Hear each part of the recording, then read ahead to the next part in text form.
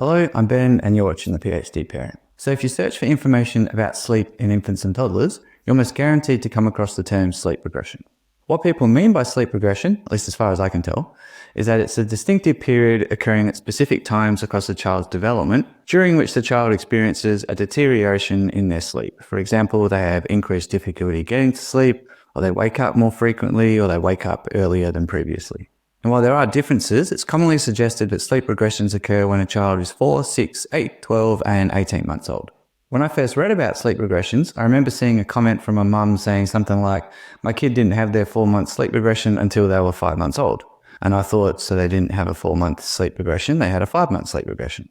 Another comment was along the lines of, "My kid didn't have a 6-month sleep regression, they only had an 8-month sleep regression." So I was just a little skeptical about whether sleep regressions exist. Now this wasn't helped by looking on different parenting websites and typically not seeing any references to research supporting the idea of sleep regressions, along with brief Google Scholar searches that didn't produce any relevant hits. To be clear, it's not that I was doubting that a kid's sleep can get worse than better. That is, kids' sleep varies across time. What I was less convinced by was the idea that rather than there being random variation in kids' sleep, there are instead universal, systematic and predictable changes in sleep that occur for kids as they develop, which is what sleep regressions would be. So fast forward to the PhD parent, I finally got around to looking more deeply into the research. And this time I looked around a lot and finally came across some research relevant to the issue. However, there doesn't seem to be much research. Now, one big caveat is that it's entirely possible I've overlooked a bunch of research investigating sleep regressions in infants and toddlers. I like to think I've got all the relevant stuff, but I may not have, in which case I'd be more than happy to be corrected on what I'll discuss in the following. Now, before moving on, I couldn't find any research specifically about sleep regressions. The only research I was able to find was about emotional regression periods. I'll just drop the emotional part and just call them regression periods. In this research, disruptions to sleep are argued to be an indicator of a regression period, which is why this work is relevant. So from what I can gather, the formative paper in the regression period literature was by Van der Rijt and Pluy. In the following, I'll discuss this study and then subsequent studies that sought to replicate it. So the Pluys recruited 15 mums and their infants and followed them from the time the kid was born until they were 20 months old. Across this period, mum was asked to record their baby's behaviour at 30-minute intervals, 1 day each week. At the end of each week, mum was also asked to fill in a questionnaire concerning the baby's behaviour across that week. To establish the existence of regression periods, that is, predictable developmental stages that kids universally go through, the Pluys did two things. First, they identified when kids were going through what I'm going to call challenging phases. And these phases were defined as a period during which the baby showed increased crying, increased need for body contact, and at least one of 9 other specified behaviours. Of most relevance, one of the other behaviours was reduced sleep. Second, they used this information to identify regression periods. While not explicit, these appear to have been defined as a period during which at least 80% of mums say their child is going through a challenging phase. So to make this more concrete, suppose you have 10 mums and their babies and you assess them when the babies are 2 months old and again when the babies are 4 months old.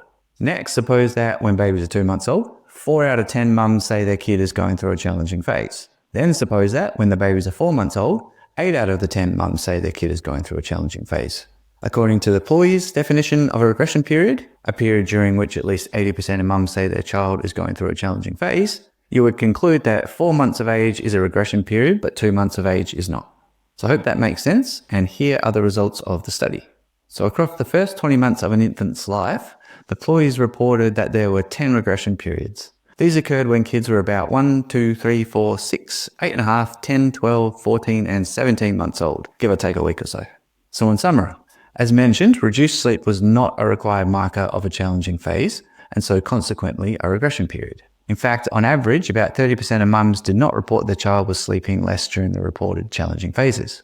Also, it's worth pointing out that about 25% of kids didn't go through a challenging phase during each of the 10 regression periods. In other words, the regression periods were not universal in the sense that every kid went through a challenging phase during them. Notwithstanding these issues, if you take the results of the study at face value, then apparently there are 10 regression periods during which a kid is likely to exhibit poor sleep, rather than the 5 that you typically see if you're looking at things on the internet. But in science, replication is key. So in the following, I'll review studies that sought to replicate the findings reported by the Pluys. So several studies have tried to replicate the Pluys findings, and in these subsequent studies, the researchers used the Pluys definition of a challenging phase with some minor tweaks. But as will be seen, what's differed more greatly was the definition of a regression period. So to start with, Woolmore and Richer recruited 31 infants and mums. While not entirely clear, they defined a regression period as one where about 50% of mums were reporting that their child was going through a challenging phase. Kids were assessed from 8 weeks to 26 weeks old, and the findings suggested that there were 4 regression periods occurring when kids were about 3, 4, 5, and 6 months old, give or take a week. During the equivalent period, the employees reported 3 regression periods. So the results are like the employees, but with 1 additional regression period. However, the definition of a regression period that Woolmore and Richer used was more liberal than the employees. Had they adopted the same 80% cutoff as the employees for defining a regression period, then they would have observed no such periods. Next, Lindahl recruited 17 infants and mums, and they used a criterion of 60% of mums reporting a challenging phase for defining a regression period, which is again more liberal than the employees. The kids were observed from birth until they were 15 months old. Lindahl reported only 3 regression periods occurring when kids were around 3.5, 8.5, and 10 months old. During the equivalent period, the employees reported 9 regression periods. So quite different results from the employees. And if an 80% cutoff was used to define a regression period, as in the employee study, then Lindahl would have observed 2 regression periods. Now on to Cederny and Roston, who recruited 18 infants and mums. In this study, the kids ranged in age from 3 weeks to 14 months. Once more, or not entirely clear, Cederny and Roston defined a regression period as one where at least 40% of mums reported their child was going through a challenging phase, which is way more liberal than the employees. These researchers found 8 regression periods occurring when kids were about 1, 2, 3, 4.5, 6, 8.5, 10, and 12 months old. During the equivalent period, the employees reported 9 regression periods.